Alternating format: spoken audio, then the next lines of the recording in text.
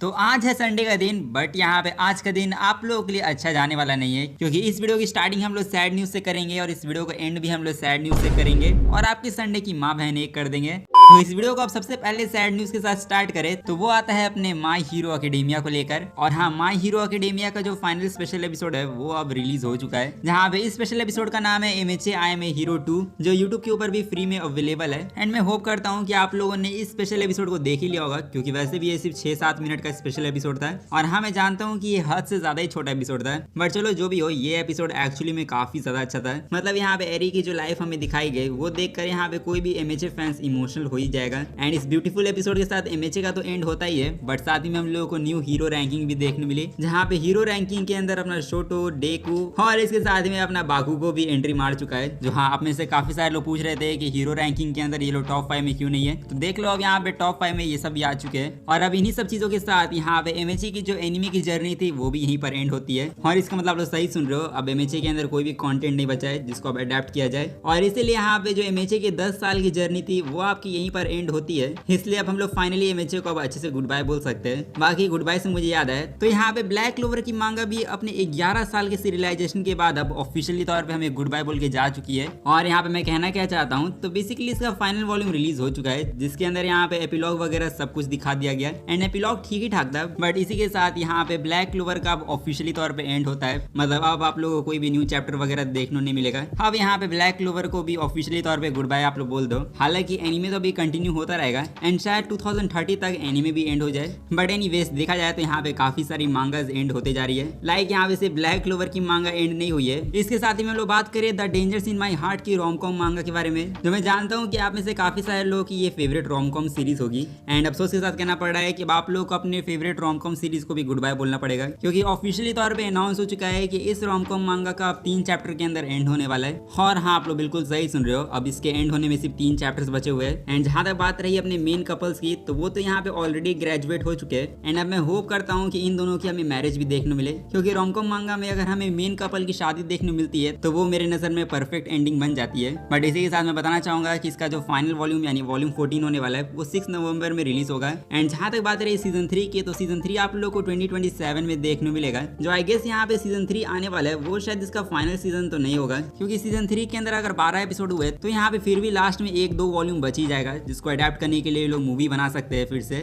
But अब romcom मांगा के बारे में बात कर ही रहे, तो यहाँ पे कुछ और भी मांगास है जो एंड हो चुकी है, जैसे seraph of the end and इसके साथ में कोनो ओतो तुम्हारे, जिसका शायद इंग्लिश में नेम साउंड्स ऑफ लाइफ होगा। और हाँ, ये भी one of the most underrated romcom series में से एक है। बट यहाँ पे जो दोनों ही पॉपुलर सीरीज के जो मैंने अभी आपको नाम बताए, इन दोनों का ही यहाँ पे जंप स्क्वायर में नेक्स्ट मंथ क्लाइमेक्स होने वाला है। मतलब हाँ, ये लोग क्लाइमेक्स पे अपने पहुंचने वाले हैं। तो हाँ, नेक्स्ट मंथ आप लोग इन दोनों पॉपुलर सीरीज को भी आप गुड बाय बोलने वाले हो, जिसके लिए आप लोग तैयार रहना चाहिए। हाँ, वैसे यहाँ पे मांगास तो बैक टू बैक एंड होते जा रही है, बट यहाँ पे बहुत सारी रोमकॉम लाइट नॉवल भी है जो यहाँ पे एंड हो चुकी है। लाइक अगर आप लोग पता नहीं है तो I made a friends with the second prettiest girl in my class. अगर इस एनिमे का सीजन 1 देख लिया है तो सीजन 2 तो आप लोगों को देखने नहीं मिलेगा। बट यहाँ पे लाइट नॉवल के बारे में बात करें तो इसकी लाइट नॉवल ऑफिशियली तौर पे एंड जरूर हो चुकी है। जहाँ पे इसकी एंडिंग को लेकर आपका सवाल है कि इसका एंड कैसा हुआ, तो देखो शायद इसको one of the best ending आप लोग कह सकते हो, क्योंकि इस सीरीज में हम लोगों को एक टाइम स्किप दिखाया जाता है, जिसमें यहाँ पे माकी एंड उमी की शादी हो जाती है और यहाँ पे उनके लिटरली 2 बच्चे भी है। जिस पर हाँ, यहाँ पे ये चीज देखकर मुझे काफी ज्यादा ही अच्छा लगा। एंड मैंने पहले ही बोला था कि अगर रोमकॉम मांगा के अंदर किसी भी मेन कपल की शादी हो जाती है लास्ट में, तो वो रोमकॉम मांगा ऑटोमेटिकली टॉप पे चली जाती है। एंड एग्जैक्टली यहाँ पे मुझे वैसी ही चीजें देखने मिल रही है। अब हालांकि अफसोस की बात है कि सीजन 2 की अनाउंसमेंट नहीं हुई। अगर सीजन 2 की अनाउंसमेंट होती तो हमें ये सारी चीजें सीजन 2 के अंदर देखने मिलती। बट अब चलो जो भी हो, ये सारी चीजें देखने की तो रोमकॉम फैंस को आदत हो चुकी होगी। इसलिए अब दूसरी रोमकॉम लाइट नॉवल के बारे में बात करें, जिसका एनिमे अभी करेंटली एयर हो रहा है। एंड मैं बात कर रहा हूँ oh boy was I wrong about her. जो हाँ, अगर आप लोग इसका एनिमे देख रहे हो तो ये एनिमे बेसिकली एक रोमकॉम लाइट नॉवल का अडेप्टेशन है। जो सबसे बड़ी बात तो ये है कि इसका एनिमे भले ही ऑनगोइंग चल रहा हो, बट इसकी लाइट नॉवल अब ऑफिशियली तौर पे एंड हो चुकी है अपने वॉल्यूम 11 के साथ। और यहाँ पे इसको भी one of the best ending मिली है रोमकॉम के अंदर, क्योंकि इसके अंदर भी जो अपने मेन कपल होते हैं किरिशिमा एंड हारुकी, उन दोनों की यहाँ पे शादी हो जाती है और वो दोनों एक साथ रहते हैं। जो ये इलस्ट्रेशन भी आप लोग अपनी स्क्रीन पर देख सकते हो। और हाँ, यहाँ पे ऐसी एंडिंग देखने में काफी ज्यादा अच्छा लगता है। बट वही बात आ गई, इस टाइप के जो रोमकॉम एनिमे होते हैं उनको यहाँ पे कभी भी कंप्लीट अडेप्टेशन मिलता नहीं है। तो बहुत सारे एनिमे फैंस स्पेशली जो ये सारे रोमकॉम एनिमे देखते हैं वो तो यहाँ पे लाइट नोवेल रीड करते नहीं है। तो इसीलिए मैंने आपका काम आसान कर दिया और मैंने आपको अभी से स्टोरी सुना दी जिससे कम से कम आप लोग को सेटिस्फैक्शन मिले। जिसमें देखा जाए तो काफी सारी सीरीज को ही अच्छी एंडिंग मिल रही है और कुछ सीरीज की तो एंडिंग इतनी ज्यादा अच्छी है जिसको देखकर ही लोग शॉक हो चुके हैं। Like the irregular at magic high school के बारे में बात करें जिसको यहाँ पे इंसिस्ट वेडिंग एंडिंग मिली है। और हाँ, इसकी एंडिंग के अंदर तो हमें भाई बहन की शादी देखने मिल गई, जो मानना पड़ेगा कि कुछ सीरीज की एंडिंग तो यहाँ पे नेक्स्ट लेवल की होती है। बट इसी के साथ देखा जाए तो यहाँ पे मांगास तो बहुत सारी एंड हो रही है। बट यहाँ पे बात करें एनिमे के बारे में तो यहाँ पे एनिमे के अंदर आता है अपना काइजू नंबर 8, जो यहाँ पे अगर आप लोग काइजू नंबर 8 के बहुत बड़े वाले फैन हो तो काइजू नंबर 8 का जो फाइनल सीजन होने वाला है वो इस साल तो ड्रॉप नहीं होगा, बट इस साल आप लोगों को काइजू नंबर 8 का न्यू कंटेंट जरूर देखने मिलेगा। जहाँ पे काइजू नंबर 8 वालों ने अपनी एक new original spin off series announce की है जिसका नाम है Kaiju number 8 Narumi's week at work, जो बेसिकली एक ओरिजिनल शॉर्ट एनिमेशन होने वाला है जो यहाँ पे 5 सितंबर से स्टार्ट होगा। एंड इस शॉर्ट एनिमे के अंदर आप लोगों को टोटल 4 एपिसोड देखने मिलेंगे, जो ऑब्वियसली मेरे हिसाब से कैनन तो नहीं होगा, ये टाइम पास कंटेंट है जो फाइनल सीजन के आने से पहले हाइप बनाने के लिए। और देख के लगता है कि अब जो काइजू नंबर 8 का फाइनल सीजन होगा वो अगले साल यानी 2027 में ही एयर होगा, इसलिए आप लोगों को काइजू नंबर 8 को अगले साल गुड बाय बोलना होगा। तब तक आप लोग काइजू नंबर 8 के इस कंटेंट को एंजॉय करना है। बाकी इसके अलावा यहाँ पे मैरिज टॉक्सिन के बारे में बात करें तो इसका सीजन 2 आप लोग को जनवरी 2027 में देखने मिलेगा। एंड इसके अलावा वाइल्ड लास्ट बॉस अपीयर्ड, इस एनिमे को अगर आप लोगों ने देखा है तो इसका भी सीजन 2 आप लोगों को अक्टूबर 2026 में देखने मिलेगा। और इसके बाद one of the best anime के बारे में बात करें जो एंट्री मारने वाला है इस सीजन में, और वो आता है अपने गोड जीरो के सीजन 4 का रिकैप्चर आर्क। और यहाँ पे ये स्टार्ट होने वाला है 12 अगस्त से, जहाँ पे इसका फाइनली ट्रेलर भी ड्रॉप किया जा चुका है। और हाँ, मानना ही पड़ेगा कि काडोकावा यहाँ पे रीजीरो का नेक्स्ट लेवल पे प्रमोशन करता है, क्योंकि यहाँ पे वो रीजीरो का ट्रेलर तब रिलीज करते हैं जब उसके रिलीज होने में 1 हफ्ते से कम का टाइम बचा हुआ होता है।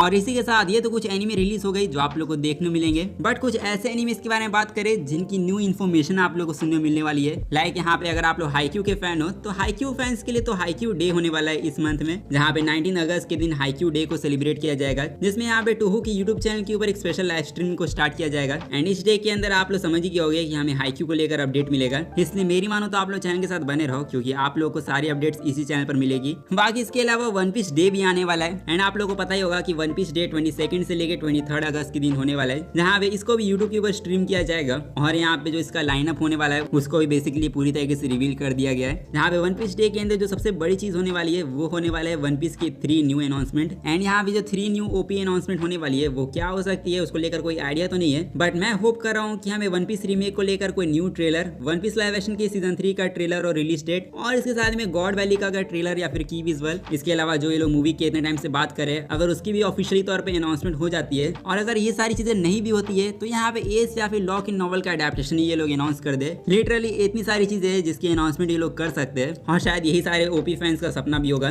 बट हम सभी लोग पता है कि हम लोग जापान वालों से इतनी बड़ी होप नहीं रख सकते, क्योंकि जापान वाले अपडेट के नाम पे हमेशा हमें ठगते ही है। क्योंकि ऐसा हो सकता है कि लोग 3 न्यू अनाउंसमेंट के नाम पर वन पीस एनिमे का ब्रेक अनाउंस करें, और अगर सबसे बेकार किस्मत रही तो मांगा के हाइटस की अनाउंसमेंट कर सकते हैं। तो हाँ, ऐसे टाइप की अनाउंसमेंट ना हो, बस आप लोग यही प्रे करो। बट एनीवेज, इसके बाद यहाँ पे लास्ट एनिमे के बारे में बात करें तो वो आता है अपना जुजू फेस्ट। और हाँ, यहाँ पे जुजुत्सु काइसेन का भी इस मंथ डे सेलिब्रेट होने वाला है, जहाँ पे ये इवेंट होने वाला है 29 से लेकर 30 अगस्त के दिन। और इस इवेंट के अंदर हम लोग को जुजुत्सु काइसेन की रिलेटेड अपडेट मिलने वाला है। एंड मैं होप कर रहा हूँ कि हमें जुजुत्सु काइसेन की स्पिन ऑफ की नॉवल का अपडेट और इसके साथ में जेजेके सीजन 4 एक्चुअली में कब आने वाला है उसकी रिलीज डेट भी हम लोग को इसमें सुनने को मिल जाएगी। तो देखा जाए तो अगस्त का मंथ जो होने वाला है वो यहाँ पे काफी सारे एनिमे के लिए स्पेशल होगा। स्पेशली देखा जाए तो यहाँ पे Haikyuu, One Piece, Jujutsu Kaisen, इन सब के डे होने वाले अगस्त में। तो आप किसके लिए सबसे ज्यादा एक्साइटेड हो वो आप लोग कमेंट में जाके बताओ। एंड अगर ये सभी इवेंट की अपडेट को आप लोग मिस नहीं करना चाहते हो तो आप लोगों को चैनल को सब्सक्राइब करके रख लेना चाहिए। बाकी इसी के साथ काफी सारी अच्छी न्यूज के बारे में हम लोगों ने बात कर लिया, तो अब हम लोग वापस से सैड न्यूज के ऊपर आए। सो नेक्स्ट अपडेट आता है अपने शुएशा को लेकर। और हाँ, जितने भी एनिमे फैंस है जो यहाँ पे मांगा रीड करना पसंद करते हैं, तो अगर आप लोग फ्री में ऑफिशियल मांगा रीड करना चाहते हो वो भी बिना किसी प्रॉब्लम के, तो शुएशा आप लोग के लिए एक ऐसी अपॉर्चुनिटी लेकर आ चुका है, क्योंकि यहाँ पे शुएशा अपनी 100 एनिवर्सरी सेलिब्रेट कर रहा है। एंड इसी को सेलिब्रेट करने के लिए शुएशा ने मांगा मिलियन नाम का एक प्लेटफॉर्म स्टार्ट किया है, जिसके अंदर यहाँ पे लिटरली 1 मिलियन पेजेस को ट्रांसलेट किया है, वो भी 100 से भी ज्यादा लैंग्वेजेस में। एंड बेसिकली जो पूरा प्रोजेक्ट है वो यहाँ पे दिसंबर 2027 में चलेगा। एंड जब तक ये प्रोजेक्ट चलने वाला है तब तक फ्यूचर में और भी मांगास को ट्रांसलेट किया जाएगा और उनको रिलीज किया जाएगा इस प्लेटफॉर्म पर, वो भी बिल्कुल फ्री में।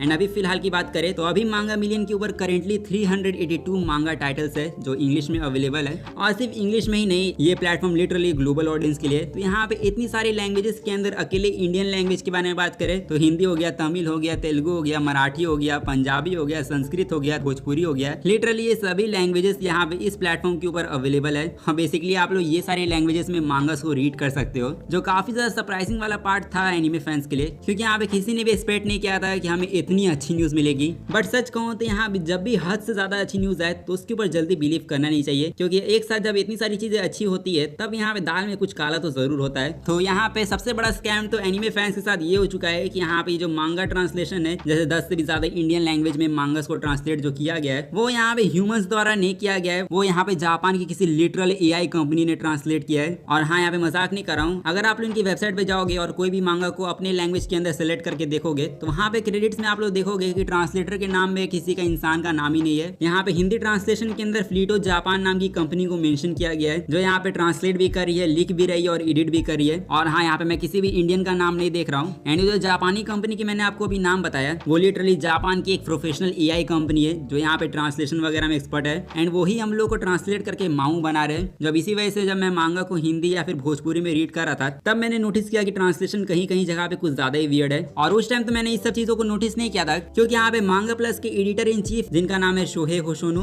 तो उन्होंने लिटरली यहाँ पे कंफर्म किया था कि एआई को यूज नहीं किया गया है ट्रांसलेशन में। बट यहाँ पे रियलिटी क्या है वो तो मैंने क्रेडिट्स के अंदर जाके देख लिया, क्योंकि यहाँ पे किसी भी इंडियन का नाम मुझे ट्रांसलेशन में देखने नहीं मिल रहा है। लिटरली यहाँ पे जापान की एआई कंपनी से ट्रांसलेट करवाया जा रहा है, जिससे पता चलता है कि हमसे सीधा सीधा झूठ बोला गया है। और इसी रीजन की वजह से अब इनको बैकलैश मिल रहा है पूरी दुनिया से, क्योंकि सिर्फ इंडियन लैंग्वेज के साथ ऐसा हाल नहीं है। आपको क्या लगता है यहाँ पे 100 से भी ज्यादा लैंग्वेज में इन्होंने इतने कम टाइम में ट्रांसलेट किया है, तो आपको क्या लगता है सिर्फ इंडियन लैंग्वेज के अंदर ही एआई का यूज किया गया होगा? एक्चुअली में ऐसा नहीं है। मल्टीपल एआई कंपनीज ने मल्टीपल लैंग्वेज को ट्रांसलेट किया है, जिसमें किसी भी इंसान का दूर दूर तक नाम नहीं है। और उससे यहाँ पे मैंने रियलाइज किया कि शोएशा एक $1 बिलियन कंपनी है, बट इतनी बड़ी कंपनी होने के बावजूद भी ये लोग एक्चुअल ट्रांसलेटर को हायर नहीं कर सकते, तब तो यहाँ पे इनके ऊपर लानत है। एंड सबसे बड़ी लानत वाली बात तो ये है कि इन्होंने ऑडियंस से झूठ बोला। एंड ऐसे झूठे लोगों को सपोर्ट तो मैं तो बिल्कुल नहीं करूंगा। इसलिए सच कहूँ तो ये एक्चुअली में काफी ज्यादा डिसअपॉइंटिंग न्यूज थी जो यहाँ पे मुझे जानने को मिली। अब हालांकि अगर आप लोग मांगा इंग्लिश में रीड करने जाओगे तो इंग्लिश में कुछ कुछ मांगास को इंसानों ने ही ट्रांसलेट किया है, जो विज मीडिया ने ट्रांसलेट कर रखा है मांगा को, वही ट्रांसलेशन को ये लोग यूज कर रहे हैं। बट जो न्यू लैंग्वेज है जिनको पहले ट्रांसलेट ना किया गया हो, लाइक हिंदी वगैरह के बारे में बात करें, सो उनको जापानीज एआई कंपनी या फिर दूसरी एआई कंपनी ही ट्रांसलेट करी है, जो काफी ज्यादा डिसअपॉइंटिंग है। इसलिए अब आप लोगों का क्या ओपिनियन इस अपडेट को लेकर वो आप लोग शेयर कर सकते हो कमेंट में। अब हालांकि यहाँ पे ये सैड न्यूज के बारे में हम लोगों ने बात कर लिया, बट अब हम लोग लास्ट सैड न्यूज के बारे में बात करें तो वो आता है कुछ एनिमेस के हिंदी डब को लेकर, जो यहाँ पे क्रंचीरोल द्वारा कैंसिल किए जा चुके हैं। और हाँ, सीरियसली क्रंचीरोल जैसी कंपनी ने इंडिया के अंदर हिंदी डब को कैंसिल कर दिया, जो यहाँ पे सुनने में काफी ज्यादा शॉकिंग लगता है। बट इस साल के स्प्रिंग में हमें क्या देखने मिलता है कि क्रंचीरोल ने रेंट अ गर्लफ्रेंड के सीजन 5 के हिंदी डब को कैंसिल कर दिया। इवन यहाँ तक यू एंड आई और पोलर अपोजिट का जो सीजन 2 है, और इसके साथ ही में हाना किमी का सीजन 2 जो यहाँ पे इस साल समर सीजन में दिखाया जा रहा है, तो इनका भी हिंदी डब आना चाहिए था। बट लाइनअप के अंदर इनके भी हिंदी डब को क्रंचीरोल ने मेंशन नहीं किया, और इसी को लेकर ऑडियंस काफी ज्यादा टेंशन में आ चुकी है कि क्रंचीरोल इनको डब क्यों नहीं कर रहा है। सो देखो, फिलहाल के लिए तो मैं यही बोल सकता हूँ कि इनका हिंदी डब अभी कैंसिल हो चुका है, और इनका हिंदी डब आएगा या नहीं उसको लेकर कोई भी अपडेट वगैरह नहीं है, क्योंकि डबिंग वगैरह स्टार्ट हुई नहीं है। बट हाँ, आप लोग को पूरी तरीके से होप खोने की जरूरत नहीं है, बिकॉज कुछ केसेस में ऐसा हो सकता है कि हिंदी डब आप लोगों को देखने मिल जाए। लाइक रेंट अ गर्लफ्रेंड का सीजन 5 का हिंदी डब अभी नहीं आया है, तो यहाँ पे सीजन 6 जब आएगा तब हो सकता है कि उस टाइम तक क्रंचीरोल सीजन 5 को डब करके सीजन 6 को भी दिखाना स्टार्ट करे डब में। बट अब जहां तक बात रही पोलर अपोजिट के सीजन 2 के बारे में, तो यहाँ पे पोलर अपोजिट के साथ रेंट अ गर्लफ्रेंड वाला केस नहीं हो सकता, क्योंकि यहाँ पे ये इसका फाइनल सीजन है। एंड फाइनल सीजन के खत्म होने के बाद क्रंचीरोल इसको डब करेगा या नहीं, इसको लेकर मैं कोई गारंटी तो नहीं दे सकता हूँ। बट हाँ, जो इसके राइट्स है वो मीडिया लिंक के पास भी है, जो एनीवन इंडिया को कंट्रोल करता है। एंड वो लोग इन फ्यूचर इसको रीडब कर सकते हैं, मतलब ओल्ड डब तो नहीं मिलेगा, बट फ्यूचर में पोलर अपोजिट का जो रीडब होगा उसमें यहाँ पे सीजन 1 एंड सीजन 2 दोनों को ही रीडब कर दिया जाएगा। इसलिए हाँ, आप लोगों को तब तक वेट करना पड़ सकता है। बट यहाँ पे हाना किमी के बारे में बात करें तो हाना किमी के ऊपर भी रेंट अ गर्लफ्रेंड वाला केस चल सकता है, क्योंकि सीजन 2 अभी नहीं आया, तो सीजन 3 जब आएगा हाना किमी का तब हो सकता है कि सीजन 2 को उस टाइम तक डब कर दिया जाए। बट सच कहूँ तो ये तो सिर्फ मेरी प्रेडिक्शन है। एक्चुअली में क्रंचीरोल की तरफ से कोई भी कंफर्मेशन निकल कर नहीं आई है कि इनका डब आएगा या नहीं। एंड हाँ, कोड गियास का सीजन 2 का हिंदी डब आज तक नहीं आया, तो यहाँ पे डर लगता है कि इन एनिमेस का भी हिंदी डब कभी आएगा या नहीं। फ्यूचर में इनका हिंदी डब आएगा तो मैं आप लोगों को जरूर इन्फॉर्म कर दूंगा। इसलिए अब आप लोग फिलहाल के लिए कुछ कर सकते हो, तो आप लोग इस वीडियो को जाके लाइक कर सकते हो, इन चैनल को सब्सक्राइब कर सकते हो, और बाकी मैं मिलूंगा आप लोगों से नेक्स्ट वीडियो में। तब तक के लिए सायोनारा एंड पीस आउट।